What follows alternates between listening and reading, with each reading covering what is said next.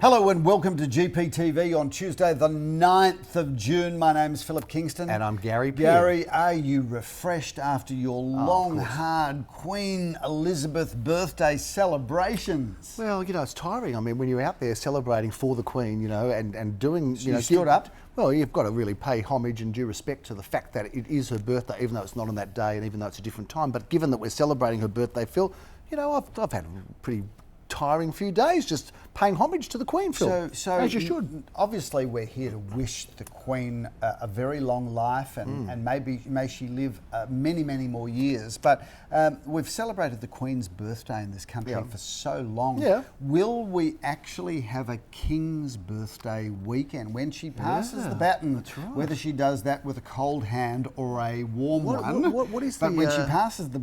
That's a bit morose for Tuesday really? Me? Shocking. But whether she passes it with a warm hand, he used to be such a nice young man. I don't know what happened to him. When she finally passes that to the King, to Prince Charles, on the assumption that he takes it, will there be a King's birthday weekend, or will, as I reflected on in last week's edition, will they just go in Australia, you know what?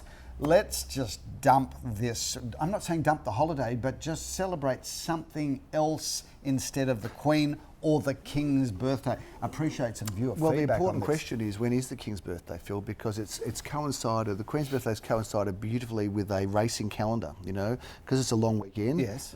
You know, we, of course, on long weekends, we always enjoy them in Melbourne. We know the footy, how about the footy, by the way, back? Anyway, I'll talk about that later, but we've got the footy, and then, of course, we've got the races on the long weekend, all sorts of events. So we have to make sure that we have to work out when the King's birthday is, Phil, because we don't want it clashing with the Melbourne Cup or anything else. Otherwise, we won't get another day off and another long weekend. What do you think? Do we have a King's birthday weekend, or do we take this opportunity as a mature Nathan to perhaps have a Indigenous celebration weekend? You're getting into a very political territory there. Something. I mean, we're getting into very political territory now, Phil. There is a spectacular... Stay away from politics and religion. There is a spectacular opportunity that is coming at us, probably sooner rather than later. Sorry, Queen Elizabeth, things are fine for you at the moment. Hey, the Queen Mother was kicking for... She was, but she wasn't 100 plus. She wasn't the Queen, Gary. She was the Queen's mother. Okay, but yeah. So the question is, will the Queen stand down and pass the keys? It's like It's kind of like the John Howard story, isn't it?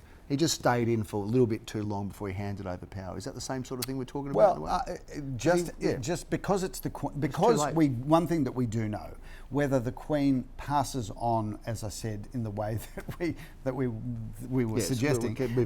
So it's then going to be the King. You can't have the Queen's birthday.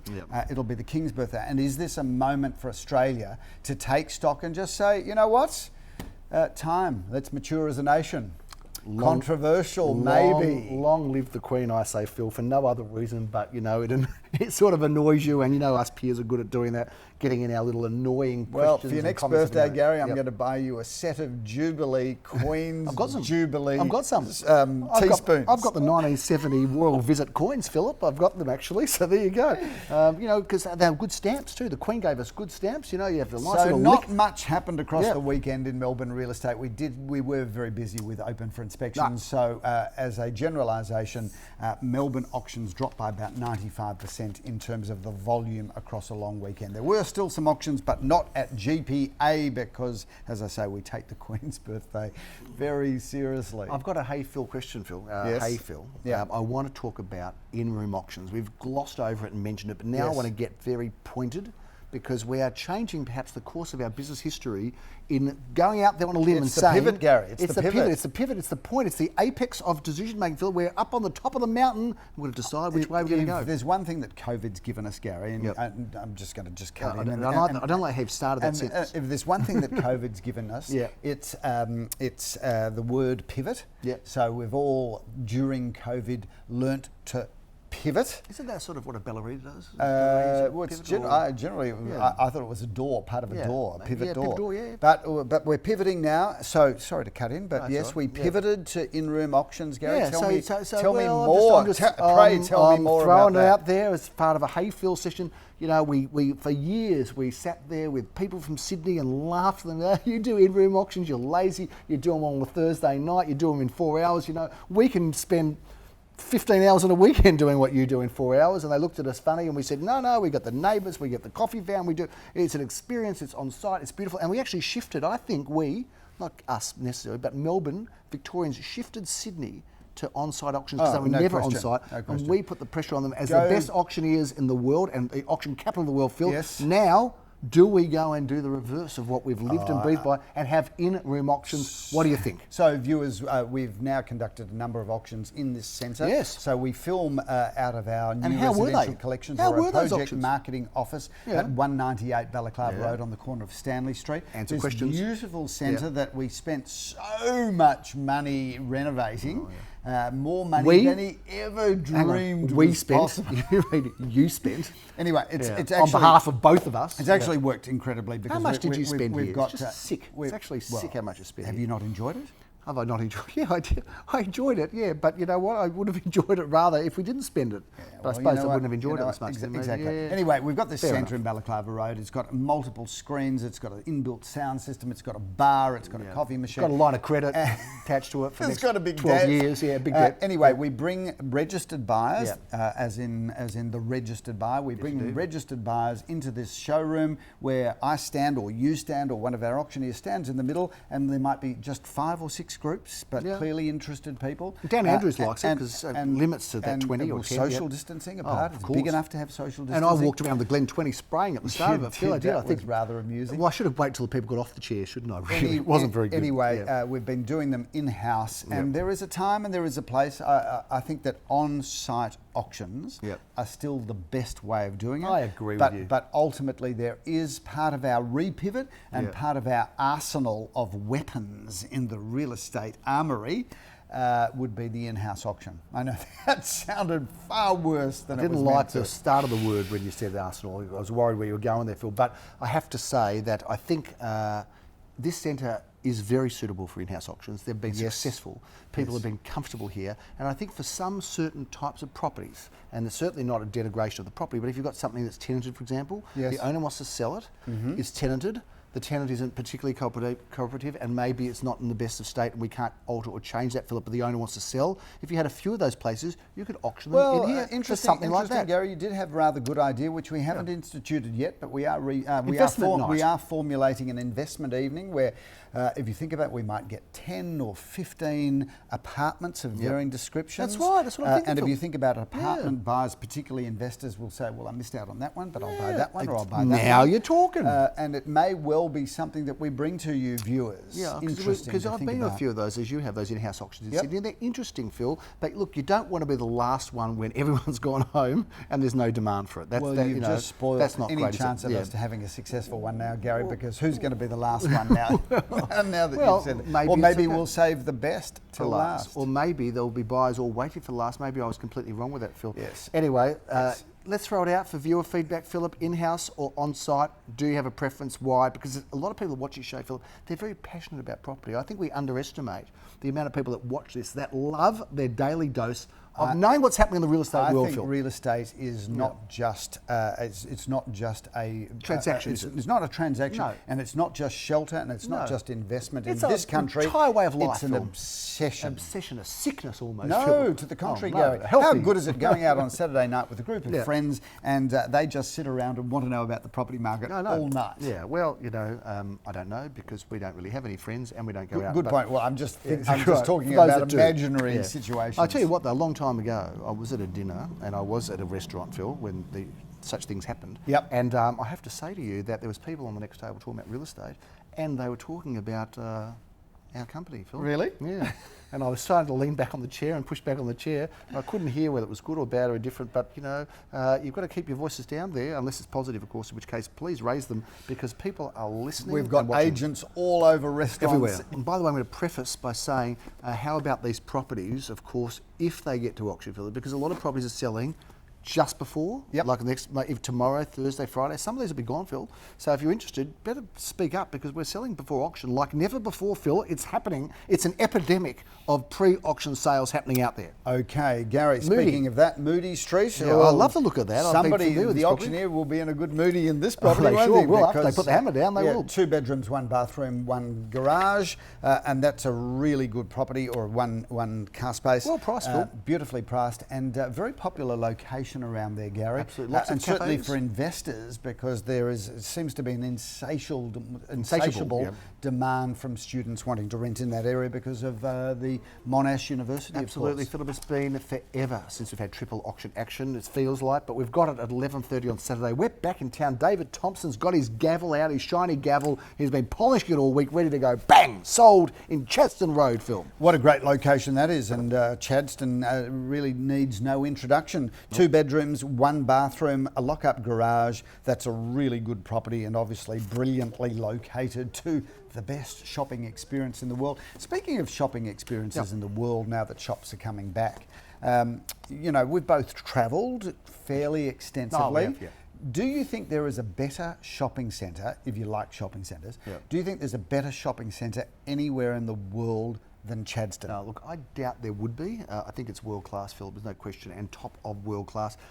Viewers, if you can think of a better shopping centre anywhere in the world, I'd love to hear about it. Well, I'm not a shopper, Phil. You're more of a shopper than I am. I don't mind a shop. But look, for me, a good shop is one that has a comfy chair. Because I like to take my wife in. If they've got a comfy chair, I say, stay, enjoy. I have my book, of course. Last time I think we went shopping overseas, I read War and Peace the first day. But I like, just a comfy chair, and I'm happy. But you are a little bit more observant. Don't mind a and shop. you're a lot more fashion conscious and stylish than I am. Well, I admit that, Phil. We've all got our strengths and weaknesses. But Chadstone's right up there. Anyway, the apartment's not in Chadstone, it's actually in Malvern East, which is close enough to Chadstone anyway, Phil. In fact, Chadstone, parts of Malvern East were called Chadstone before. Now I'm rambling on. Chadstone Road, Malvern East. Moving on, Gary, Mitford Street, Elwood, Mitford Street. We've got 7 auctions on Saturday in 7 suburbs. Just saying, we're all over the place. Thank you. Check out this building. What a beautiful building, 41 to 43 Mitford Street, Las Palmas. And that is a 2-bedroom, 2-bathroom apartment, and check out the bathrooms in those. Great looking property, just beautiful, and great location. Phil, you're going to get part of the joy of being a Carnegie auctioneer at 11:30 in Neville Street, meeting Daniel Fisher and the crew there. What a terrific looking home. Gary, it is a terrific looking home, Neville Street in Carnegie. This is a single-storey solid brick home with a swimming pool on a major parcel of land. So if you want to live well but understand that your investment there is underpinned by a very large parcel of land, that will be good buying. No dilly-dallying from that auction either, Phil. You're due in St Kilda, right in the heart of St Kilda, in this wonderful address and great little property. This street. So do I. Love the home. Fawkner Street, and Yes. if you click on that property, you'll see me do a good video tour tour. But behind me in the video tour is Ackland Street and Luna Park and the beach. So if you buy this property, Must have been a very wide camera to catch all of that. If you're buying this property, you're walking distance to the very best of facilities on your doorstep. So whilst it comes with a fabulous lock-up garage, really no need to have a car when you buy that property. Phil, we're not going to let you sleep on Sunday Oh, morning. No, we won't. We're going to get you up early, out of bed, into Balaclava Road, into 2 this auctions magnificent in this property. brand new Amnon Weber architect designed building, complete with basement car park. This is one of the best buildings you'll see.